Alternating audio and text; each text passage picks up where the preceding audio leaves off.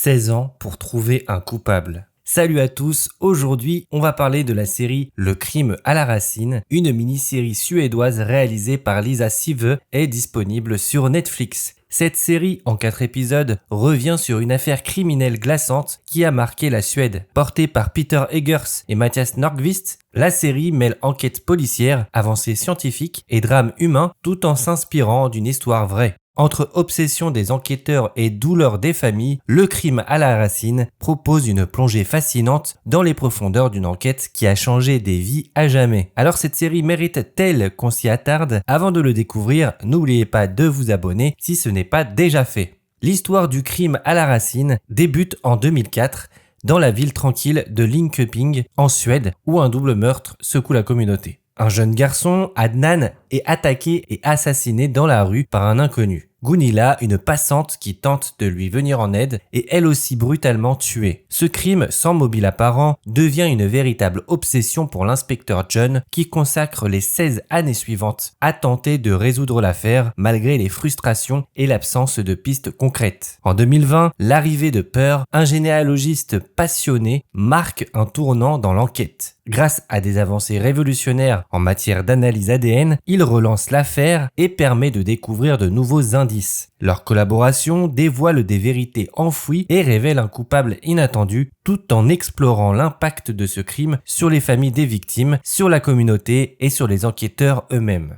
Le crime à la racine est une série qui, à mes yeux, repose sur une intrigue à fort potentiel, mais dont l'exécution souffre de quelques lacunes. Basée sur une histoire vraie, elle mêle enquête policière, avancées scientifiques et drame humain. Si l'idée de suivre une affaire non résolue pendant 16 ans est captivante, le traitement scénaristique n'est pas toujours à la hauteur des attentes. L'un des points forts de la série est son approche réaliste. Elle met en avant la complexité d'une enquête criminelle avec des moments de doute, ses erreurs et surtout l'impact émotionnel qu'un crime peut avoir sur les familles des victimes et les enquêteurs eux-mêmes. L'obsession de John, l'inspecteur, est bien dépeinte. On ressent son dévouement, mais aussi le poids qu'il porte sur ses épaules après des années de frustration et d'échecs. En parallèle, le généalogiste Pehr offre une perspective différente, plus méthodique et scientifique, qui contraste avec l'approche émotionnelle de John. Cependant, le rythme de la série est inégal. Les premiers épisodes parviennent à installer une ambiance pesante et intrigante, mais la tension s'essouffle rapidement. Certains moments s'attardent sur des détails qui n'apportent pas grand-chose à l'intrigue, tandis que d'autres passages clés, notamment liés aux avancées scientifiques, sont survolés. Cela donne une impression de déséquilibre qui peut frustrer les spectateurs habitués à des séries policières plus dynamiques. Le scénario met également en avant les conséquences d'un crime non résolu. La douleur des familles des victimes est touchante, bien que leur présence dans l'histoire soit parfois reléguée au second plan. J'aurais aimé que la série explore davantage leurs perspectives,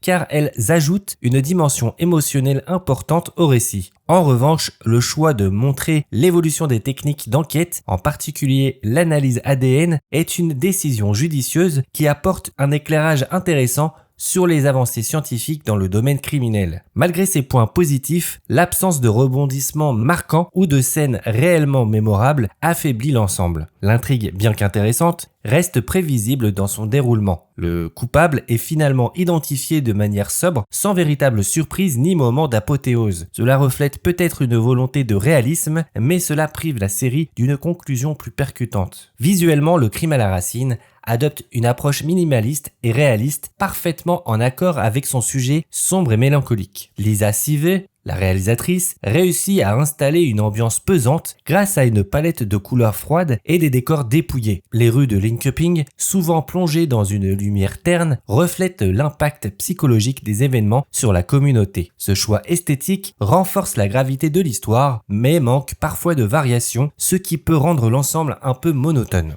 La mise en scène est sobre, voire austère, les mouvements de caméra sont simples, sans effets spectaculaires ni artifices visuels. Cela sert le réalisme du récit, mais limite aussi les moments de tension et d'émotion intenses. À certains moments clés, comme la découverte de nouvelles pistes ou les confrontations entre personnages, j'ai ressenti un manque d'audace. La série aurait pu tirer parti d'une réalisation plus créative pour amplifier l'impact de ces scènes importantes. Le rythme global de la réalisation est lent, ce qui correspond au ton introspectif narratif de la série. Cependant, une lenteur bien qu'intentionnelle peut devenir pesante pour certains spectateurs. Les plans prolongés sur les visages des personnages ou les scènes contemplatives ajoutent une certaine profondeur, mais elles ralentissent aussi le récit, surtout dans les épisodes intermédiaires où l'intrigue progresse peu. En revanche, la manière dont la réalisatrice met en lumière les avancées scientifiques, notamment l'analyse ADN, est intéressante. Ces scènes sont filmées avec une certaine précision, soulignant l'importance de la méthode et de la rigueur dans une enquête criminelle. J'ai apprécié cette approche didactique qui apporte un éclairage unique sur les coulisses de la résolution d'un crime. Enfin, la série joue beaucoup sur le silence, ce qui peut être à double tranchant. Si ces moments de calme renforcent l'atmosphère oppressante et la solitude des personnages, il manque parfois de musique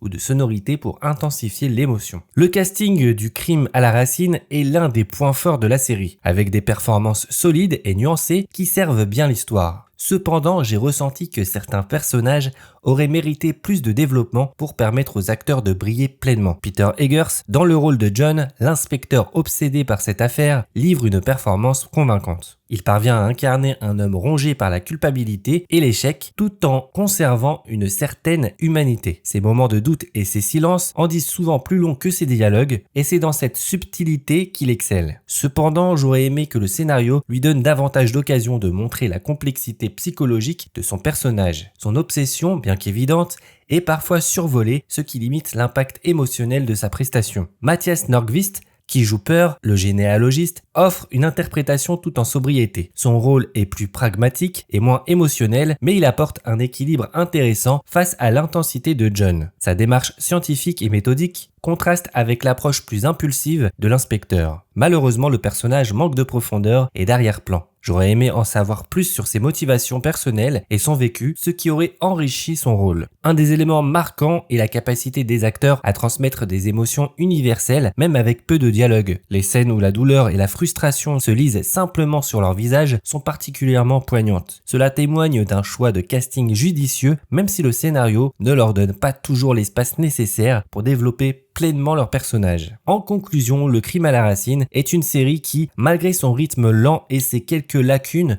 parvient à captiver grâce à son réalisme et ses thèmes profondément humains. Si elle manque parfois d'audace dans sa réalisation et son scénario, ses performances d'acteurs et son ambiance mélancolique offrent une expérience prenante. Et vous, qu'en avez-vous pensé? N'oubliez pas de liker, commenter et partager cette vidéo. On se dit à très vite pour une nouvelle critique. Salut!